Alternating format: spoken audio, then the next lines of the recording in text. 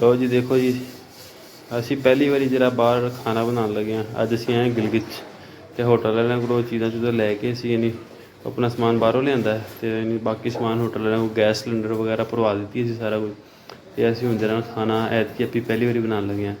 ਇਹ ਸਾਡੇ ਬਹੂ ਸਾਹਿਬ ਨੇ ਅਤੇ ਪਿਆਜ਼ ਸ਼ਿਆਜ਼ ਯਾਨੀ ਸਬਜ਼ੀ ਦੀ ਜਿਹੜੀ ਚੀਜ਼ਾਂ ਉਹ ਕੱਟ ਰਹੇ ਨੇ। ਮੈਂ ਇੱਧਰ ਜਿਹੜਾ ਆਪਣਾ ਚਿਕਨ ਦਾ ਸਿਸਟਮ ਕਰ ਰਿਹਾ ਅਤੇ ਦੇਖੋ ਸਾਡੇ ਕੰਮ ਅਸੀਂ ਕਿਹੋ ਜਿਹੇ ਕੰਮ ਲੱਗੇ ਕਿ ਪਹਿਲੀ ਵਾਰੀ ਅਸੀਂ ਟਰਾਈ ਕਰੀਏ ਅਤੇ ਬੜਾ ਹੀ ਯਾਨੀ ਇੰਜੋਏ ਕਰ ਰਹੇ ਹਾਂ ਮਤਲਬ ਅਸੀਂ। ਅਤੇ ਇੱਧਰ ਸਾਡੇ ਸਾਜਿਦ ਸਾਹਿਬ ਵੀ ਗਏ ਨੇ, ਇਹ ਸਾਡੇ ਨਾਲ ਬਰਤਨ ਧੋ ਰਹੇ ਨੇ। ਠੀਕ ਹੈ, ਇਸ ਤੋਂ ਬਾਅਦ ਅਸੀਂ ਫਿਰ ਆਪਸ 'ਚ ਮਿਲ ਮੁਲ ਕੇ ਸਾਰਾ ਕੁਝ ਪਕਾਉਣਾ, ਸਾਰਾ ਕੁਝ ਤਿਆਰ ਕਰਕੇ ਅਸੀਂ ਜਿਹੜਾ ਟੈਰਸ 'ਤੇ ਲੈ ਜਾਣਾ।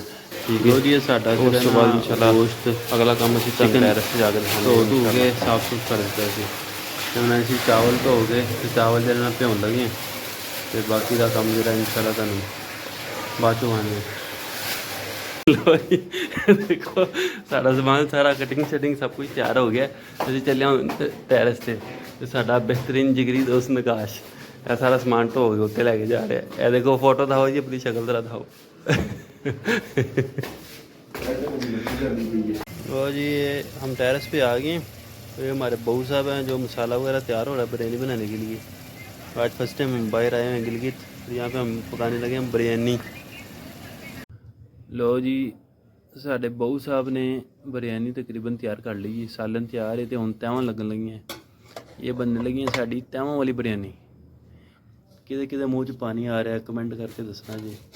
तो बस थोड़ा जिहा दम ला लिए तैयार होंदी है तो उस तो बाद फिर इंशाअल्लाह असीं जरा ना खा के ते तुहानूं दस्सांगे किहो जी बनी है, साडे बहू साहब ने की कीता है ते की नहीं कीता। ਇਹ ਸਾਡਾ ਪਹਿਲੀ ਵਾਰ ਦਾ ਕੰਮ ਜੇ ਤੇ ਦੁਆ ਕਰਨਾ ਅਸੀਂ ਰਾਤੀ ਭੁੱਖੇ ਨਾ ਸੋਈਏ, ਸਾਨੂੰ ਮਜ਼ਾ ਹੀ ਆਵੇ ਤਾਂ ਕਿ ਜਿਹੜਾ ਨਾ ਰਾਤ ਦਾ ਹਨੇਰੇ ਦਾ ਟਾਈਮ ਹੈ ਬਾਦੋਂ ਕੁਝ ਲੱਭਣਾ ਵੀ ਇੱਥੇ ਤੇ ਅੱਲਾ ਦੇ ਖੈਰ ਸੱਲਾ ਤੇ ਅੱਲਾ ਦੀ ਸਪੁਰਦ ਤੇ ਅੱਲਾ ਹੀ ਰੱਖਾ। ਪੰਜ ਅਸੀਂ ਬੰਦੇ ਆ, ਹਿਸਾਬ ਲਾ ਲਓ ਤੁਹਾਨੂੰ ਕਿੰਨੀ ਕੁ ਭੁੱਖ ਲੱਗੀ ਹੋਣੀ। ਠੀਕ ਹੈ, ਇਹ ਸਾਡੇ ਬਹੂ ਸਾਹਿਬ ਨੇ ਨਹੀਂ, ਵੈਸੇ ਮੈਂ ਮਜ਼ਾਕ ਕਰ ਰਿਹਾ, ਮਾਸ਼ਾਅੱਲਾ ਖਾਣਾ ਬਣਾਉਣਾ ਆਉਂਦਾ ਇਹਨੂੰ। ਤੁਸੀਂ ਚੀਜ਼ਾਂ ਪਾਉਣ ਦੇ ਅੰਦਾਜ਼ ਤੋਂ ਵੇਖ ਰਹੇ ਹੋਗੇ। ਇਹ ਸਾਡੇ ਉਮਰ ਸਾਹਿਬ ਬੈਠੇ ਨੇ ਇੱਥੇ। ਠੀਕ ਹੈ, ਉਮਰ ਸਾਹਿਬ ਨੇ 2 ਪਲੇਟਾਂ ਬਿਰयानी ਦੀਆਂ ਖਾਣੀਆਂ ਨੇ। ਠੀਕ ਹੈ, ਅਤੇ ਕਾਸ਼ੀ ਸਾਹਿਬ ਤਕਰੀਬਨ 1.5 ਕੁ ਖਾ ਹੀ ਲੈਣਗੇ। ਅਤੇ ਉਸ ਤੋਂ ਬਾਅਦ ਸਾਡੇ ਸੁਹਾਜਾ ਜੀ ਆ ਗਏ ਨੇ। ਸੁਹਾਜਾ ਜੀ ਤੇ ਹਾਂਜੀ ਅੱਧੀ ਪਲੇਟ ਨਾਲ ਗੁਜ਼ਾਰਾ ਹੋ ਹੀ ਜਾਏਗਾ। ਠੀਕ ਹੈ, ਅਤੇ ਮੇਰੀ ਸ਼ਕਲ ਵੀ ਵੇਖ ਲਓ, ਐਵੇਂ ਕੋਈ 2 ਪਲੇਟਾਂ ਮੈਂ ਵੀ ਖਾ ਜਾਂਦਾ ਹੁੰਦਾ। ਅਤੇ ਅੱਲਾ ਹੀ ਬਿਹਤਰ ਜਾਣੇ ਹੁਣ ਕਿੰਨੀਆਂ ਪਲੇਟਾਂ ਨਿਕਲਣੀਆਂ ਨੇ ਅਤੇ ਕੀ ਸਵਾਦ ਆਉਣਾ। ਨਹੀਂ ਮਾਸ਼ਾਅੱਲਾ ਜਰਾ ਨਾ ਦਾ ਮੂੰਹ 'ਚ ਪਾਣੀ ਸਾਡੇ ਹਲੇ ਵੀ ਨਹੀਂ ਆਉਣ ਲੱਗ ਪਿਆ। ਖੁਸ਼ਬੂ ਬਹੁਤ ਸੋਹਣੀ ਸੀ ਅਤੇ ਉਮਰ ਸਾਹਿਬ ਨੇ ਬੋਤਲ ਦਾ ਆਰਡਰ ਲਾ ਦਿੱਤਾ ਅਤੇ ਕਾਸ਼ੀ ਸਾਹਿਬ ਕਹਿੰਦੇ ਨੇ ਉਮਰ ਨੂੰ ਵੀ ਭੇਜੋ ਹੁਣ। ਅਤੇ ਅੱਲਾ ਤੇ ਖੈਰ ਸੱਲਾ। ਇਹ ਹੁਣ ਸਾਡੀ ਬਿਰयानी ਲੱਗਣ ਲੱਗੀ ਦਮ, ਬਹੂ ਸਾਹਿਬ ਰੱਖਣਗੇ ਦਮ। ਅਸੀਂ ਤੁਹਾਨੂੰ ਅਗਲੀ ਵੀਡੀਓ ਬਾਅਦ 'ਚੋਂ ਦਿਖਾਉਂਦੇ ਹਾਂ।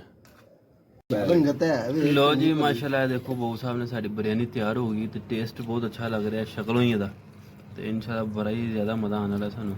ये देखो भाजी ਅਸੀਂ ਸਾਨੂੰ ਇੰਨੀ ਭੁੱਖ ਲੱਗੀ ਸਾਰੇ ਟੁੱਟ ਕੇ ਪੈ ਗਿਆ ਤੇ ਇਹ ਮੇਰਾ ਵੀ ਹੱਥ ਆ ਗਿਆ ਇਹਦੇ ਵਿੱਚ ਤੇ ਇਹ ਮੈਂ ਲੈਣ ਲੱਗਾ ਜੇ ਬਾਈਟ। बिस्मिल्लाहिर्रहमानिर्रहीम। वाकई माशाल्लाह स्वाद आ गया। और अगर ਤੁਹਾਨੂੰ ਬਹੁਤਾ ਰਿਜ਼ਕ ਦੇਵੇ ਤੇ ਸਾਨੂੰ ਵੀ ਬਹੁਤਾ ਰਿਜ਼ਕ ਦੇਵੇ। ਆਮੀਨ। ਤੇ ਸਾਰੇ ਮੁਸਲਮਾਨਾਂ ਨੂੰ ਅੱਲਾਹ ਬਹੁਤਾ ਰਿਜ਼ਕ ਦੇਵੇ। ਲੋ ਜੀ ਆਪਾਂ ਤੇ ਖਾਣ ਲੱਗੇ ਬਿਰयानी ਤੇ ਤੁਸੀਂ ਕਮੈਂਟ ਕਰਕੇ ਦੱਸਣਾ ਕਿ ਤੁਹਾਨੂੰ ਵੇਖ ਕੇ ਕਿਹੋ ਜਿਹੀ ਲੱਗੀ, ਮੂੰਹ 'ਚ ਪਾਣੀ ਆਇਆ ਕਿ ਨਹੀਂ ਆਇਆ।